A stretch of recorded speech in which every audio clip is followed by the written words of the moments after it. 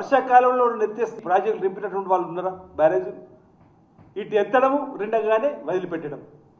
అంటే ఇంత హాస్యాస్పదంగా పరిపాలన చేసినటువంటి ఈరోజు మీరు మా మీద మాట్లాడే మాటలు ఏమాత్రం సబబు కాదు. ఈరోజు కరెంటు వృధా కావడం తప్ప కాలుష్యంతో ఎక్కడ కూడా ఉపయోగం రాలేదన్నమాట. మరి ఈ ప్రభుత్వం వచ్చిన తర్వాత కాళేశ్వరం లేదు, మేడిగడ్డ సుందిల్ల అన్నారు నుంచి చుక్క నీరు వాడుకోవాలి.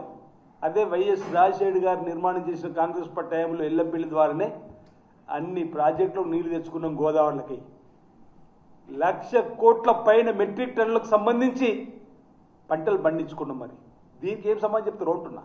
ఇది మీ కళ్ళ ముందు కనిపిస్తున్న సాక్ష్యం. నీ మేడిగడ్డ నుంచి సుందిల నుంచి అన్నారు నుంచి చుక్కా నీరు తీసుకోకుండా ఇంత పంట పండిందే తెలంగాణలో దేశంలోనే మొదటి పంట, అత్యధిక పంట ఈరోజు వరి మన దగ్గర పండిందే. దీనికి ఏం సమాధానం చెప్తారు మీరు అంటున్నా.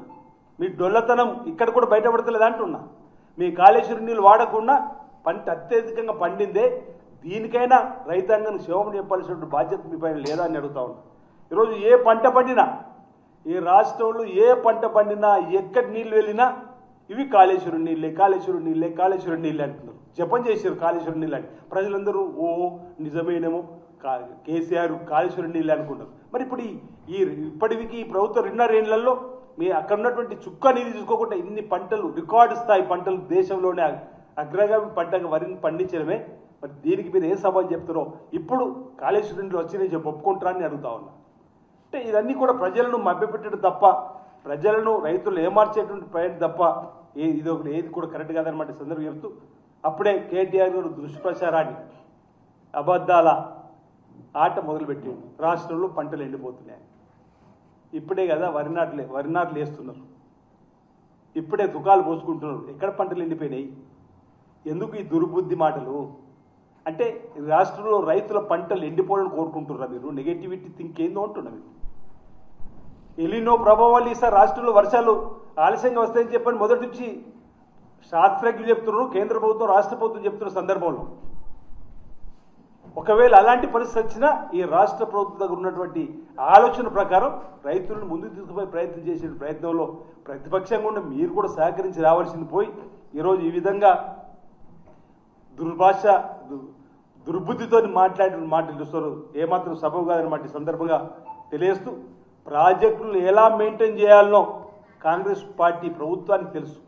ఈ దేశంలో 90% ప్రాజెక్టుల నిర్మాణం కాంగ్రెస్ పార్టీ హయాంలో జరిగింది. ఇప్పటికీ సేవలు అందిస్తున్నాయి.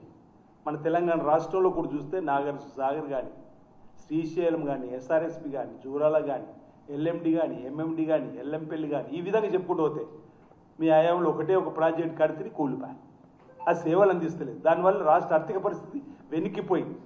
ఈరోజు ఈ విధంగా మీరు మాట్లాడే మాటలు మీరు మాకు పాఠా చెప్పాల్సినటువంటి అవసరం లేదన్నమాట. సందర్భంగా చెప్తూ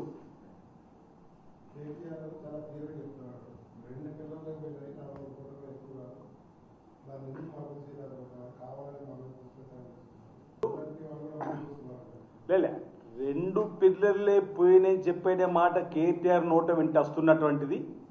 నేషనల్ డ్యామ్ సేఫ్టీ అధికారులు కూడా పర్వాలేదు 2 పిల్లర్లు కుంగిపోయినాయి, మీరు నీటిని ఆపుకోవచ్చు అని చెప్పండి, మీరు నీటిని ఆపేవాళ్ళము.